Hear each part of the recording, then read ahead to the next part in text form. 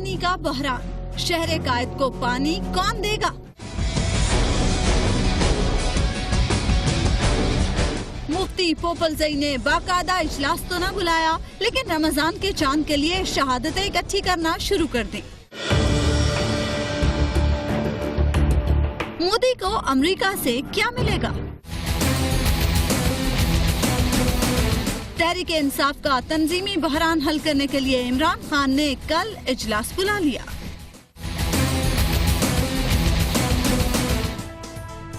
अस्सलाम वालेकुम नाज़रीन, आप देख रहे हैं प्रोग्राम खबर ये हर। मैं हूं आपके साथ उस्मान ओमान। नाज़रीन, पूरी दुनिया में पानी का बहरान एक बड़ा मसला बनता जा रहा है और अब तो ये भी कहा जा रहा है कि अगली आलमी जंग पानी के मामले पर ही हो सकती है। अगर पाकिस्तान की हम बात करें तो पाकिस्तान में डैम्स खुश्क हो चुके हैं और समंदर किनारे वाक़े शहर कायद के जो बासी हैं वो बूंद बूंद पानी को तरस रहे हैं। और अब तो यही किया जा सकता है कि आवाम के पास जो चुल्लू भर पानी बचा है वो साइंस सरकार को पेश कर दिया जाए। हारून साहब, कराची वालों के पास पानी नहीं है, पानी कौन फराहम करेगा कराची वालों को? आपकी आवाज नहीं ठीक आ रही मुझ तक। हबीब साहब, आपसे अगर बात करें, कराची वालों के पास पानी नहीं है, किसकी जिम्मेदारी है कि कराची वालों को पानी दे? देखिए, अगर तो आप वाज़े और मुतय्यन जिम्मेदारी की बात करती हैं तो Karachi water and sewerage board जो है वो बुनियादी तौर पर इस वक्त हुकूमत सिंध के पास चला गया है। हुकूमत ने जो नया बल्दियाती निज़ाम बनाया है उसमें Karachi water and sewerage board को में बिल्कुल किसी किस्म का भी कोई इख्तियार बल्दियाती इदारों को नहीं दिया। अव्वल तो बल्दियाती इदारे हैं ही नहीं, और अगर मौजूद भी हों तो वो ज़ाहिर है दबाव ही डाल सकते हैं पॉलिटिकल, सियासी, अखलाकी। जैसे आज भी जो मुत्तहिदा कौम मूवमेंट है वो सिंध के वज़ीर आला के घर के उनके जो वज़ीर आला सीएम हाउस है वहां पर जाके एहतजाज करने की कोशिश कर रही है, तो एहतजाज तो कर सकती है और कुछ नहीं हो सकता। और देखिए, जो कराची में पानी का मसला है ना, ये मसला बहुत ही ज्यादा बिगड़ चुका है। ये इतना बिगड़ चुका है कि प्रोबेबली इसके लिए उतना ही बड़ा ऑपरेशन करना पड़ेगा जितना हमने कराची को कराची के अमनो अमान की बहाली के लिए ऑपरेशन कौन करेगा? अब देखिए, ये अब एक नया सवाल है कि कराची का ऑपरेशन कौन, ये कराची में वाटर ऑपरेशन कौन करेगा। देखिए, जो वाटर गवर्नेंस है ना, इसकी फिलहाल जिम्मेदारी तो है Karachi water and sewerage board पे। अब स्टैटिस्टिक्स कहते हैं वो बड़ी दिलचस्प है। स्टैटिस्टिक्स ये है कि कराची को 1 अरब गैलन एवरी डे यानी पर डे उसको जरूरत पड़ती है रोजाना की बुनियाद पे, लेकिन कराची वाटर बोर्ड के पास जितना पानी है वो 55 करोड़ है, यानी आधा पानी कराची के वाटर बोर्ड के पास मौजूद है और आधे से यानी उससे दुगना जितना मौजूद है उससे 2 गुना की कराची को जरूरत है। इसके बाद फिर एक और अहम चीज यह है कि कराची में जो दस्तयाब पानी है कराची वाटर बोर्ड के पास, उसका भी 35% जो है पानी वो या तो चोरी हो जाता है या किसी और वजह से जाया हो जाता है। तो गोया कराची वालों को जितना पानी चाहिए उसका सिर्फ 40% इस वक्त अवेलेबल है कराची वाटर बोर्ड के पास। तो फिर बहरान तो डेफिनेटली बहरान तो रहेगा। दूसरी बात यह है कि कराची, आखिर सवाल तो ये भी फिर पैदा होता है ना कि जब पानी इतना कम है तो कराची के लोग गुजारा कैसे कर रहे हैं। तो अब कराची में वेलिंग शुरू हो गई है, जमीन के अंदर वो अपना बोर करते हैं और वहां से पानी निकाल के जो जैसा अच्छा बुरा पानी दस्तयाब होता है वो उसी से अपना काम चलाने की कोशिश करते हैं। जी, वो भी बोर भी बहुत ज्यादा करना पड़ता है और उसकी अपनी फिर एनवायरमेंटल कॉस्ट है, तो वो भी एक मामला है। अच्छा, तीसरी बात, जो इस वक्त का एक्यूट जो बहरान में इस वक्त थोड़ी सी आपको एक्यूटनेस नजर आ रही है, थोड़ी तेजी नजर आ रही है, तो उसकी एक वजह यह है कि हब डैम जो है कराची के जितने अवेलेबल वाटर सोर्सेज है कराची को, आप यूं समझिए कि कराची को एक तो हब डैम से पानी आता है, दूसरा कलरी झील से आता है और कुछ हिस्सा दरिया सिंध से निकाला जाता है। अब जो हब डैम वाला सोर्स है वो मुकम्मल तौर पर ड्राई हो चुका है और वहां पर अभी रिसेंटली जो सिंध गवर्नमेंट ने कोशिश की थी कि चूंकि पानी का लेवल बहुत नीचे चला गया, गेट से भी नीचे चला गया डैम के, तो उस पानी को लिफ्ट करके पंप करके आप अपने सिस्टम में ले आए। तो उसके लिए 20 करोड़ रुपया खर्च भी किया, लेकिन उससे भी मामला जो है वो हल नहीं। हारून साहब, राब्ता कमेटी वाले ये कहते हैं कि कराची का पानी टैंकर माफिया की नजर हो रहा है, आपको लगता है कि ऐसा ही है? बिल्कुल ऐसा है। 27 लीगल हाइड्रेंट्स हैं और 127 इलीगल हैं, और जो लीगल हैं उसमें से औकात चंद बंद कर दिए जाते हैं रिश्वत न मिलने की बुनियाद पर। मेरा ख्याल आजकल भी नहीं है जो बंद है। जो वाटर बोर्ड है उसमें मुलाजमीन सारे सिफारिश पे भर्ती हुए ज्यादातर, सब के सब तो जाहिर है नहीं, बहुत से कॉम्पिटेंट भी हो गए, और वो MKM ने भर्ती कराए हैं, पीपल्स पार्टी ने भर्ती कराए। कम अज कम जो स्टाफ ज्यादा है वो 30% है। जब स्टाफ ज्यादा होता है तो काम खराब हो जाता है। स्टाफ होना चाहिए पूरा, कम नहीं होने चाहिए, ज्यादा भी नहीं होने चाहिए। उसमें ऐसे लोग भी हैं जो तनख्वाह के अलावा ओवर टाइम भी लेते रहे, आप हम करें कोई सूरत हाल बदली हो। फिर कराची बोर्ड के चेयरमैन का इंतखाब हमेशा सिफारिश से होता है, जो मौजूदा साहब है उनका भी सिफारिश पे हुआ है। पानी की चोरी नंबर 1 मसला है। दूसरा मसला ये है, ये पानी की चोरी बंद हो जाए तो कुछ न कुछ रिलीफ लोगों को मिल जाएगी और वो डिस्ट्रीब्यूशन इवन हो जाएगी। जो ज्यादा जहां जरूरत है, कमजोर आबादियां हैं जो अफोर्ड नहीं कर सकते, ज़ाहिर है उनका हक फायक है, उन्हें मिलना शुरू हो जाएगा। लोग इतने महंगे टैंकर्स नहीं खरीद सकते। यानी नहीं, मैं खरीद क्या सकते हैं, वो मतलब हाइड्रेंट है ही इलीगल। पहली बात, वो छोटी सी बदनवानी नहीं है, पैसे लेके आदमी रखे जाते हैं, इलीगल हाइड्रेंट हैं, और वो इलीगल जो है वो ठीक काम करते हैं, जो लीगल हैं उन्हें दबाव का सामना करना पड़ता है। अच्छा, फिर ये है कि K4 मंसूबा है, उस पर काम नहीं शुरू हो रहा। काम इसलिए नहीं शुरू हो रहा कि पसंद के ठेकेदारों को देना है। देखिए, वो करप्शन पंजाब में होती है, कराची में करप्शन नहीं होती, कराची में होती है लूट मार।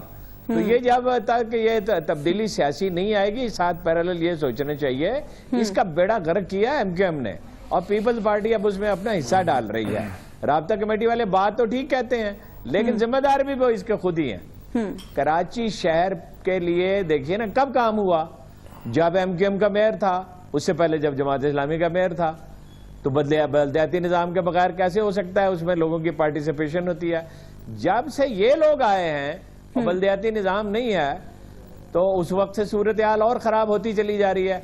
पानी को ऐसी चीज़ तो नहीं है ना, पाकिस्तान में पानी की निस्बतन कमी नहीं हुई है, समंदर से पानी आ सकता है, ऐसी चीज़ तो नहीं जिसका बंदोबस्त ना हो सकता। इस पे आप पहले भी बात नए सिस्टम्स आए हैं समंदर से पानी लाने के, सस्ते हैं। यानी मनोड़ा में जो है ना, वो एक यूनिट पता नहीं क्या उसे कहते हैं, 5 पैसे का है, 10 पैसे का भी हो, 20 का भी हो, 30 का भी हो, तब भी अफोर्ड किया जा सकता है। मगर इन्होंने देना है ठेके पे, उसमें से पैसे बनाने हैं।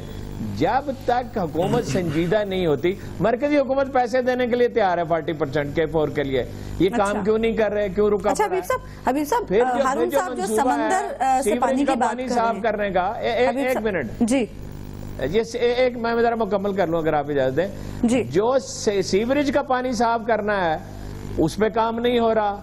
वो कोई 60 करोड़ का मंसूबा है गालबन, उसके लिए फंड्स मुहैया है, काम शुरू नहीं हो रहा। जब वो पानी साफ हो जाएगा, वो इंडस्ट्री में तो इस्तेमाल हो ही सकता है ना, अगर पीने के लिए ना भी इस्तेमाल हो, मेरा ख्याल कपड़े धोने के लिए भी इस्तेमाल हो सकता है। पूरी तरह साफ हो जाए तो बाद औक़ात पीने के लिए भी इस्तेमाल हो सकता है, सारी आलूदगी निकाल दी जाती है।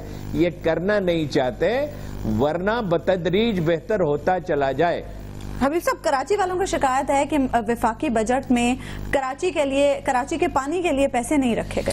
देखिए, एक तो ये विफाक की जिम्मेदारी नहीं है, एक तो इस बात को समझे, या तो आप कराची वालों को शिकवा तब पैदा हो जब उसमें दूसरे शहरों के लिए दूसरे शहरों में पानी की फराहमी के लिए पैसे रखे गए हों। तो एक तो ये कि ये सूबाई मामला है, और फिर सूबाई से भी ज्यादा फिर ये बल्दियाती मामला है।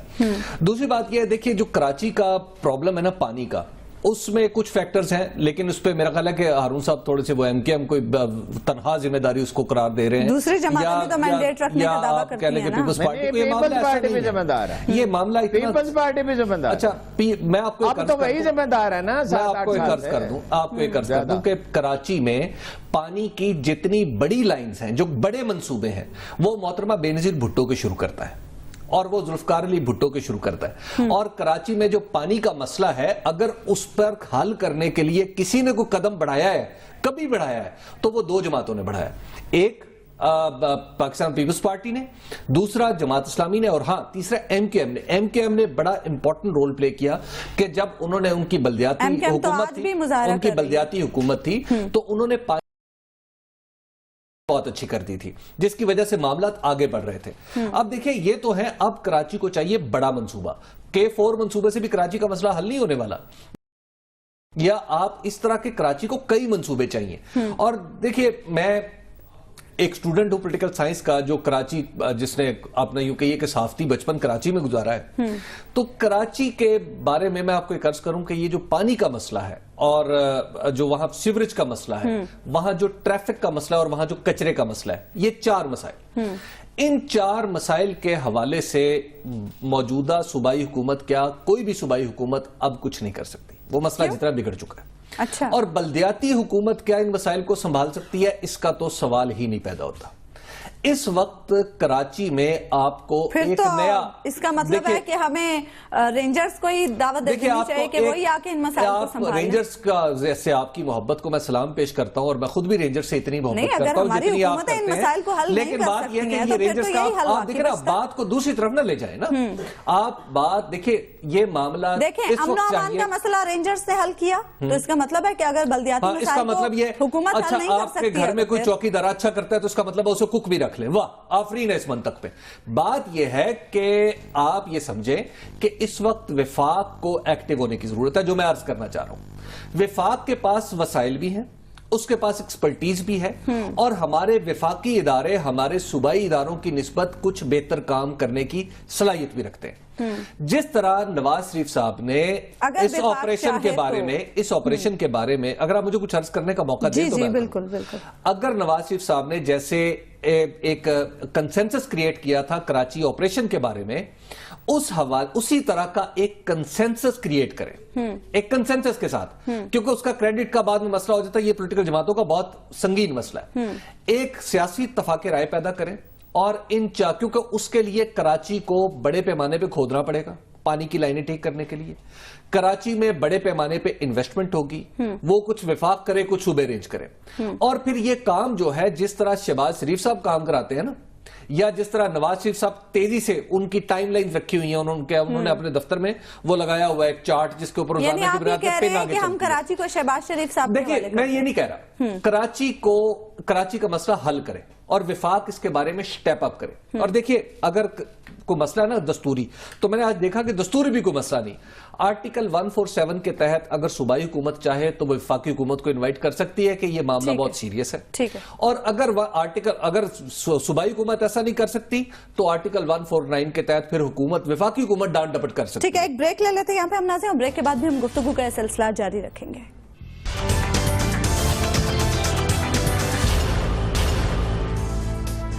ویلکم بیک ناظرین، بریک پہ جانے سے پہلے ہم بات کر رہے تھے کراچی میں پانی کے بحران کے حوالے سے جو شدت اختیار کرتا جا رہا ہے، اور اس سے شہر قائد کے باسیوں کو شدید مشکلات کا سامنا بھی کرنا پڑ رہا ہے۔ حبیب صاحب، روٹی کپڑا اور مکان کا نعرہ لگانے والی پیپلز پارٹی تو کراچی کو پانی بھی نہیں دے سکتی ہے، وفاق اگر اس پر سٹیپ لیتا ہے تو پھر شہریوں کے پاس تو یہی حل بچتا ہے، جو چلو بھر پانی بچا ہے وہ سائیں سرکار کو پیش کرتا ہے۔ اچھا، ویسے مجھے یہ سمجھ نہیں آتی کہ اس طرح کے جذباتی سی باتیں کر کے یہ آپ لوگوں کو کیا بتانا چاہ رہی ہیں؟ بات یہ ہے کہ وفاق کا کام ہے، وفاق کا دیکھیں کچھ چیزیں کچھ نہیں ہو سکتی، مثال کچھ چیزیں صوبائی حکومت، بھائی کراچی کا مسئلہ آج پیپلز پارٹی تو نہیں پیدا کیا نا، مسئلہ یہ ہے کہ وہ ایک مسئلہ بن گیا ہے، اور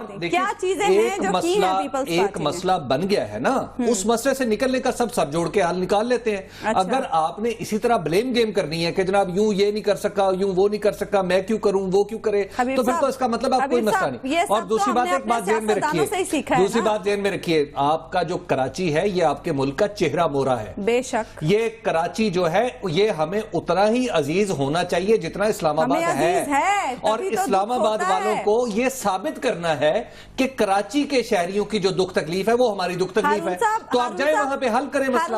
حبیب صاحب کو یہ لگتا ہے کہ ہمیں کراچی اتنا عزیز نہیں ہے جتنا اسلام آباد عزیز ہے؟ میں اسلام آباد کے رویے کے بارے میں بات کر رہا ہوں۔ گزارش یہ ہے کہ حبیب صاحب کے صحافتی بچپن کی معصومیت ابھی تک برقرار ہے، یہ ان کا خیال ہے کہ صحافتی بچپن سے یہ نکل آئے ہیں۔ یعنی ایک طرف تو یہ کہہ رہے ہیں کہ مسئلہ حل کیا ہے جماعت اسلامی کے علاوہ، یعنی پیپلز پارٹی نے کبھی اگر کیا ہے اور ایم کیو ایم نے کیا ہے، دوسری طرف واقعہ یہ ہے کہ یہ مسئلہ سنگین ہوا ہی پچھلے 7-8 برس میں ہے، اور اس میں یہی لوگ برسر اقتدار تھے، اور بھائی یہ مسئلہ انہوں نے حل نہیں کیا۔ بھٹو صاحب نے پائپ لائنیں جو بچوائی تھیں وہ 70s کی بات ہے، اور جو محترمہ بے نظیر نے بچھائی تھی وہ 90s کی بات ہے. آبادی تو اب 2 گنا 3 گنا ہو گئی ہے. بڑھتی ہوئی آبادی کے ساتھ پلان کرنا ہوتا ہے. یہ دونوں پارٹیاں تھارولی کرپٹ ہیں اور کوئی قانون کی بالادستی نہیں مانتی. یہ اس کی ذمہ دار ہیں. یہ جو ایم ڈی ہے یہ 3 دفعہ لگ چکا ہے. اس کو ہٹایا کیوں جاتا ہے اگر یہ کمپیٹنٹ ہے؟ اور پھر اگر یہ انکمپیٹنٹ ہے تو اس کو دوبارہ لگایا کیوں جاتا ہے؟ اس کو شرجیل محمد نے لگوایا. میں آپ کو ذمہ داری سے کہتا ہوں آپ چیک کر لیں. اور میں نے آپ کو تعداد بتائی ہے انلیگل ہائیڈرنٹس کی. اب انلیگل ہائیڈرنٹس کو روکنے کے لیے کیا نواز شریف صاحب کی ضرورت ہے؟ نواز شریف صاحب تو ہیلپ آفر کر چکے ہیں. 40% انہوں نے کہا دیں گے, اور میرا خیال ہے کہ ریکویسٹ کریں تو ذرا سا زیادہ بھی دے دیں گے. انہیں کیا پرابلم ہے؟ انہوں نے پیدا کیے ہیں مسائل. میر کیا سادہ ہیں بیمار ہوئے جس کے سبب. ایک منٹ, اب اس کو پوائنٹ کو مکمل کرنے دینا. دیکھیے یہ نہیں کر سکتے. جب زائد سٹاف رکھا 30-40%, اس کی تنخواہیں, اس کا اوور ٹائم, اس کے الاؤنسز, وہ پیسے اگر پانی پہ لگتے اور ان لوگوں کے لیے کہیں اور جابز کریٹ ہو سکتی تھی. ان کے ہوتے ہوئے مسئلہ حل نہیں ہو سکتا. دوسرے لوگ اگر ہوں, سیاسی تبدیلی بھی درکار ہے. ظاہر ہے سیاسی تبدیلی جبرن نہیں ہونی چاہیے. یہ دوسرے لوگوں کی بات خوب کی آپ نے. میر کیا سادہ ہیں بیمار ہوئے جس کے سبب اسی اتار کے لونڈے سے دوا لیتے ہیں. دیکھیں بات یہ ہے کہ اگر تو ایک تند و تیز تقریر سے یہ مسئلہ حل ہو جاتا کراچی کے پانی کا تو پھر تو بڑی عمدہ بات تھی. لیکن مسئلہ یہ ہے کہ اس کے لیے کچھ کر کے دکھانا پڑے گا. دیکھیں کراچی کے جو مسائل ہیں اور کراچی کے جو مسائل ہیں, دیکھیں ایک اصل بات یہ ہے کہ کراچی کے مسئلہ ایک دن میں نہ پیدا ہوا ہے نہ ایک دن میں حل ہونا ہے. ایک تو اس بات کو سمجھے, اور کراچی میں دیکھیں بلیم گیم پہ نہ جائے. کراچی میں آغاز میں آپ کو عرض کر رہا ہوں کہ کراچی میں ایک کوانٹم جمپ چاہیے. اب کراچی کا مسئلہ K4 نہیں ہے جس کے لیے نواز شریف صاحب کہہ رہے ہیں کہ 40% لے لو 60% لے لو. کراچی کا مسئلے کا حل K4 سے کہیں آگے چلا گیا ہوا ہے. اب یہ پرانی بات ہے. K4 کو مکمل ہونا چاہیے. لیکن اہم ترین بات یہ ہے کہ وفاق نے پوری دنیا میں پاکستان کا امیج بہتر کرنا ہے کہ نہیں کرنا. وفاق اگر سب سے بڑے شہر میں اپنا رول پلے نہیں کر سکتا تو پھر کہاں رول پلے کرے گا؟ بات یہ کہ جہاں پہ کمزوری ہوگی, اسی لیے تو وفاق بنایا نا ہم نے. وفاق کے پاس اور بھی تو بڑے بھائی وفاق کے پاس اور کام, یہ کام نہیں ہے. کراچی کا 2 آپ کا ملک کا 10% ہے. وفاق وہاں پہ جائے اور وہاں پہ کام کرے اسی شد و مد کے ساتھ جیسے سی پیک پہ کیا ہے, اسی شد و مد کے ساتھ جیسے بجلی کے معاملے پہ کام کیا ہے, اسی تنظیم کے ساتھ. مینڈیٹ کس خوشی میں حاصل دیکھیے پیپلز پارٹی کا مینڈیٹ ہے, اس کا آپ احترام کریں, اس کا مذاق نہ اڑائیں. مذاق کون آپ اگر دیکھیں کچھ چیزیں مثال کے طور پر بہت سارے کام پنجاب کی صوبائی حکومت سے نہیں ہو پائے. بہت سارے کام امن و امان رینجرز نے سنبھال رکھا ہے. بہت سارے کام جو ہیں بلدیاتی مسائل کا انبار ہے تو حکومت کر کیا رہی. بہت سارے کام جو ہے پرویز خٹک کی گورنمنٹ سے نہیں ہو پائے, وہاں پر بھی وفاق کو انٹروین کرنا پڑتا ہے. وفاق کو بلوچستان میں بھی انٹروین کرنا ہے, تو کراچی میں کیوں نہیں کر رہے؟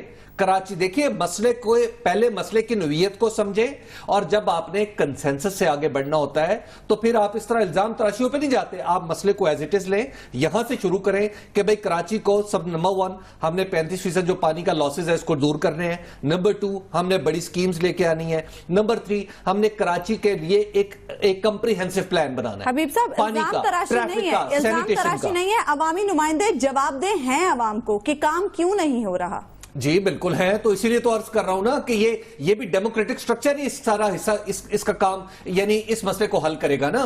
یہ بھی تو عوامی نمائندے نا وفاق کے جن کی میں بات کروں. مسئلہ یہ ہے کہ آپ اگر صرف گالیاں دینا چاہتے ہیں پیپلز پارٹی اور MQM کو, اگر آپ ان کی محض مذمت کرنا چاہتے ہیں تو مجھے افسوس کے ساتھ کہنا پڑتا ہے میں آپ کا ساتھ نہیں دے سکتا. اس مسئلے پر آغاز تو کہیں نہ کہیں سے کرنا ہوگا. ایک بریک لے لیتے ہیں یہاں پہ ہم ناظرین, اور بریک کے بعد بھی ہم گفتگو کا سلسلہ جاری رکھیں گے.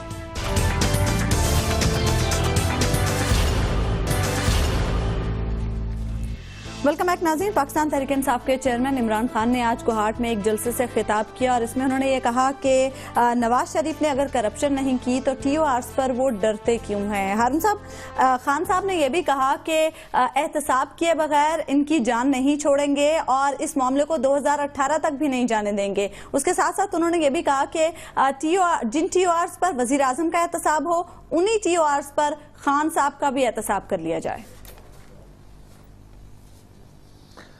پہلے ایک دوسری بات دیکھیے، یہ اپنا حبیب اکرم صاحب نے کچھ عرصے سے ایک نسخہ ایجاد کیا ہے کہ جب ہم ان سے اختلاف کرتے ہیں تو یہ کہتے ہیں کہ یہ گالی گلوچ ہے جمہوریت کو یا پیپلز پارٹی کو یا ایم کیو ایم کو. اگر کوئی سیاسی لوگ یہ بات کہیں، کوئی میڈیا سیل یہ بات کہے تو سمجھ میں آتی ہے، ورنہ پروگرام میں اختلاف رائے ہوتا ہے، نقطہ نظر ہوتا ہے، گالی گلوچ نہیں ہوتی ہے.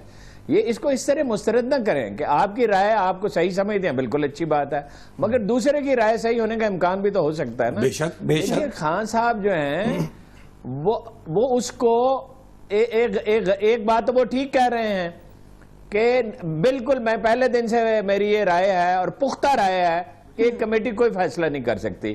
نواز شریف اس کے متحمل ہو سکتے ہی نہیں ہیں، اس پہ دلائل دیے جا چکے ہیں کہ وہ پراپر تحقیقات ہونے دیں، صحیح اصلی سچی اور کھری تحقیق. نواز شریف صاحب اس کے متحمل ہیں ہی نہیں، سوال ہی نہیں پیدا ہوتا، وہ ہونے دیں جہاں تک ان کا بس چلے گا. لیکن عمران خان صاحب غلطی یہ کر رہے ہیں کہ انہوں نے اس کو اپنا کیس بنا لیا ہے. بھئی یہ آپ کا مقدمہ کیسے ہو گیا؟ احتساب تو پاکستانی عوام کا مقدمہ ہے، آپ کا بھی ہوگا، نواز شریف کا بھی ہوگا، پیپلز پارٹی کا بھی ہوگا، ایم کیو ایم کا بھی ہوگا، جماعت اسلامی سب کا ہوگا. بالکل. اور جس کو عدالت قصوروار قرار دے گی وہ قصوروار ہے.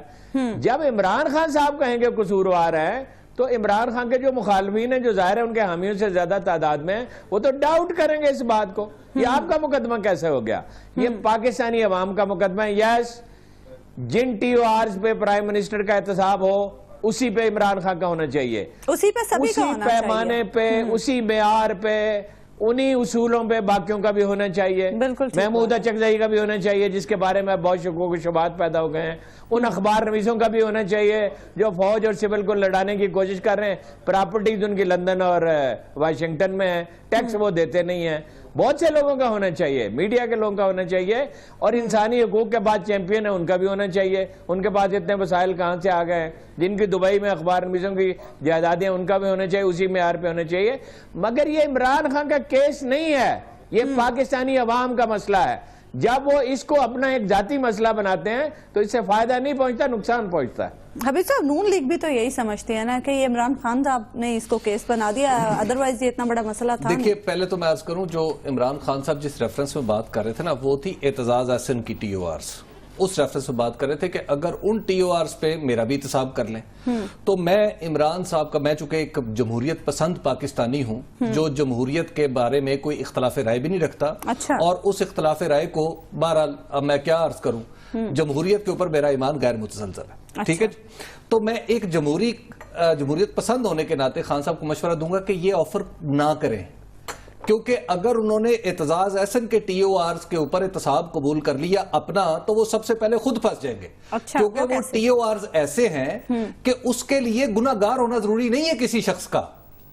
وہ ٹی او آرز ایسی ٹکٹکی ہے جس کے اوپر پھنسے گئے، جس کے اوپر جو صرف اس لیے بنائے گئے ہیں اس کے اوپر لوگوں کو پھنسا کے ان کے اوپر کوڑے برسائے جائے، اس کے علاوہ اس کا کوئی مقصد نہیں. ہارون صاحب، حبیب صاحب کو خان صاحب سے ہمدردی ہے نا. دوسری بات یہ نہیں، ہمارے محترم لیڈر ہیں ہمارے ملک کے. نہیں، کیوں ہمدردی ہو گئی ہے؟ اس کی وجہ تو بتائیں. جی، ہمارے ملک کے محترم لیڈر ہیں، اس ڈیموکریٹک پروسیس کا حصہ ہے. وہ جب تک وہ ڈیموکریٹک پروسیس کا حصہ بنے رہیں گے اس وقت تک ہم ان کی سپورٹ بھی کریں گے. حبیب اکرم صاحب آج 7 بجے تک تو نہیں تھے، 7 بجے کے بعد کیا واقعہ پیش ہے؟ دیکھیں، میں عرض کروں کہ وہ اس ملک کے لیڈر ہیں، اس میں تو کوئی شک نہیں. ان کی 7:03 پہ میں نے پتہ کیا تھا تو کوئی آپ کا سافٹ کارنر 7:03 پہ نہیں تھا. اور 7:03 کے بعد آج ہوا کیا؟ واقعہ کیا؟ ہارون صاحب یہ بات واضح کر دیں کہ آپ نے یہ جو ابھی کہا ہے یہ ازراہ تفنن کا ہے. کبھی کبھار یہ محبت پاکستان تحریک انصاف کے لیے جاتی ہے صاحب ان کے دل میں. نہیں، بالکل میں واضح طور پہ کہتا ہوں کہ یہ کوئی مزاحیہ پروگرام نہیں ہے، یہ سیریس ہے اور یہ سیریس ہی رہے. جی، تو اس میں دیکھیں میں عرض کروں، ایک تو یہ بات. دوسری بات یہ ہے کہ جو عمران خان صاحب کا ہارون صاحب کو شکوہ ہو رہا ہے کہ عمران خان صاحب اس کو اپنا بنا رہے ہیں، تو میں صرف اتنا یاد دلانا چاہوں گا کہ اسی پروگرام میں نے عرض کیا تھا تو آپ ہارون صاحب نے مجھے بڑا سختی سے چپ کرایا تھا. آپ کیسے کہہ سکتے ہیں کہ عمران خان کا ایشو ہے؟ یہ الٹیمیٹلی ثابت یہ ہو رہا ہے کہ میں آج بھی یہی کہتا ہوں، اونلی عمران خان آج بھی یہی کہتا ہوں، یہ پکڑا اور اس کے پیچھے اینگل ہوتا ہے، اینگل بات کرنے کا. دیکھیے ایک ہی بات خلیفہ ہارون رشید امیر المومنین ہارون رشید سے نے کہا میرے دانت گر گئے خواب میں. ایک نجومی نے کہا کہ آپ کے سارے رشتہ دار آپ کے سامنے فوت ہوں گے. دوسرے نے کہا مبارک ہو آپ کو بڑی لمبی عمر ملے گی. اب یہ دو باتوں میں فرق, بات تو ایک ہی ہے نا. لیکن حضور والا بات کہنے کا ایک سلیقہ ہوتا ہے. عمران خان صاحب اس کو اس طرح کیوں پیش کرتے ہیں جیسے ان کا کیس ہے؟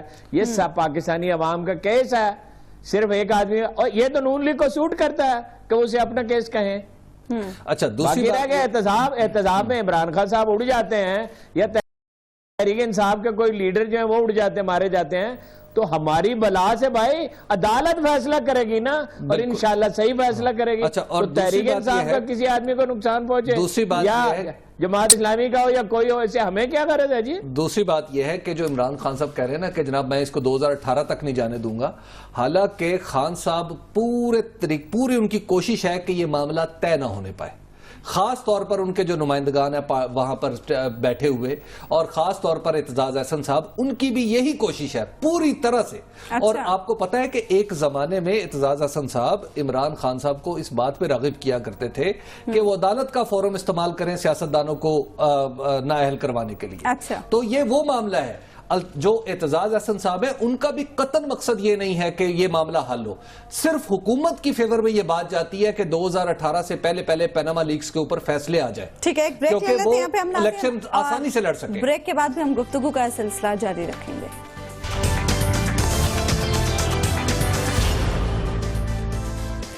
ویلکم بیک ناظرین. پاکستان میں رمضان المبارک اور عید الفطر کا چاند دیکھنے کے معاملے پر تقریباً ہر سال ہی تنازعات سامنے آتے رہے ہیں, لیکن اس بار حکومتی کوششوں کے بعد بالآخر مفتی شہاب الدین پوپلزئی نے یہ فیصلہ کیا ہے کہ وہ بھی رمضان المبارک کا چاند دیکھنے کے لیے اجلاس کل ہی طلب کریں گے, اور کل ہی مرکزی رؤیت ہلال کمیٹی کا بھی اجلاس ہوگا. ہارون صاحب, بالآخر مفتی شہاب الدین پوپلزئی صاحب کو اس بات پر تو راضی کر لیا ہے حکومت نے کہ کل ہی وہ بھی اجلاس بلائیں. آپ اس خبر پہ یقین کر سکتے ہیں, میں نہیں کر سکتا, کیونکہ مجھے پتا ہے کہ اس میں بنیادی عوامل اور ہیں. بنیادی عوامل یہ نہیں ہے کہ جو مفتی منیب الرحمان کے گواہ ہیں انہیں چاند نظر نہیں آتا اور پوپلزئی کے لوگوں کو نظر آ جاتا ہے. نمبر 2, دونوں مکاتب فکر میں شہادت کا معیار بالکل ایک ہے, ایک رتی برابر, ایک بال برابر, اس میں فرق نہیں ہے. فقہی اعتبار سے کوئی مسائل نہیں ہیں.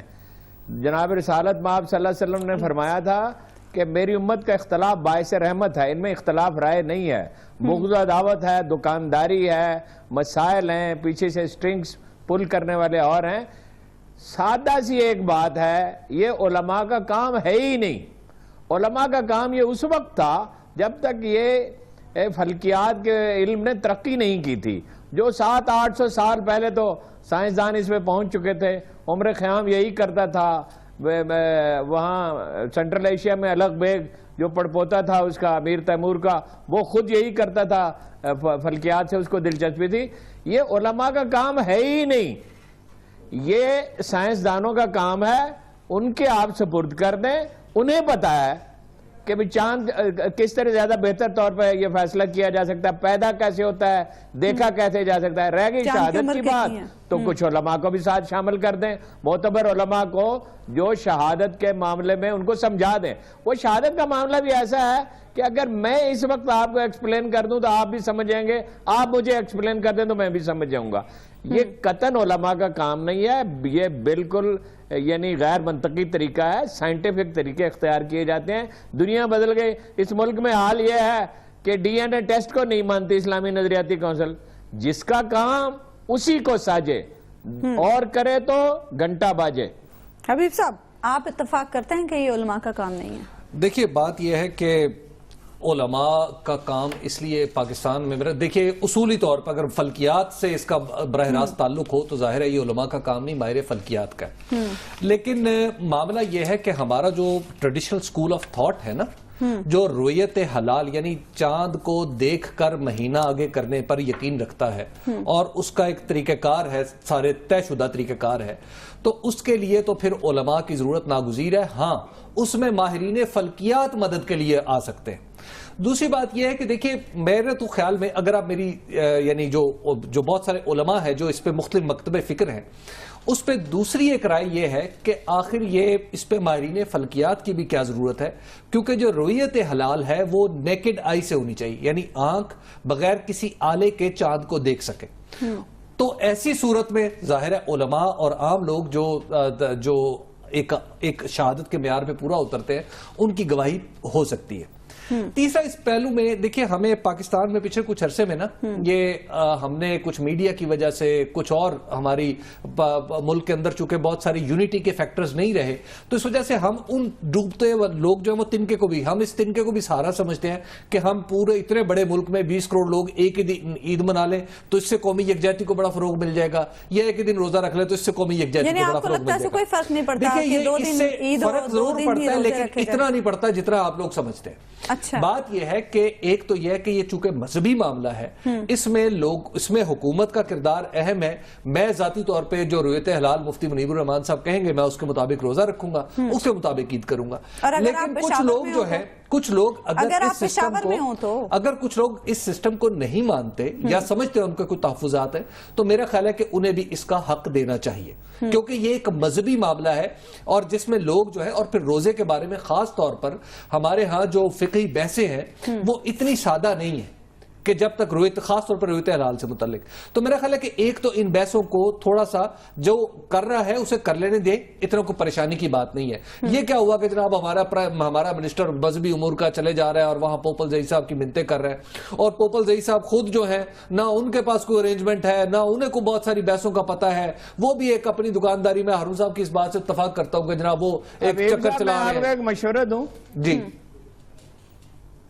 جی ارشاد مشورہ دوں حبیب اکرم صاحب آپ کو، عید سے 3-4 دن پہلے روزوں سے اور 3-4 دن بعد کبھی پشاور کا رخ آپ اس کے بعد آپ نہ کریں۔ یہ جو منیب الرحمان کے ساتھ عید منانے کا اور روزے رکھنے کا آپ نے اعلان کر دیا ہے نا، اور اگر فرض کیجئے آپ کو ادھر جانا پڑے تو افغانستان کی سرحد کا خیال رکھیں، وہاں پتہ نہیں چلتا کہ افغانستان کی سرحد کون سی ہے، وہ بھولے سے ادھر پرلی طرف قدم نہ رکھیں۔ اچھا تو دیکھیں یہ بحثیں جو ہے نا اب انہیں ختم کرنا چاہیے، اور میرا خیال ہے کہ پوپل زئی صاحب کو آپ تھوڑی سی اگر کیمرے ان کی طرف کیمروں کا رخ کم ہو اور منسٹر وغیرہ ان کے چکر نہ لگائیں تو پوپل زئی صاحب کا معاملہ خود بخود طے ہو جائے گا۔ اور پھر آپ ذہن میں رکھیں کہ جو پوپل زئی صاحب جہاں رویت حلال ہوتی ہے نا، وہ رویت حلال پوپل زئی صاحب نہیں کر رہے، وہ کوئی 150 سال سے اس مسجد کی روایت ہے، چلی آ رہی ہے، چلنے دیں، آپ کا کیا لے رہی ہے۔ ٹھیک ہے، پروگرام کا وقت ناظرین ختم ہوا، آپ سے ملاقات ہوگی انشاءاللہ رمضان المبارک کے بعد۔ اللہ نے کے بعد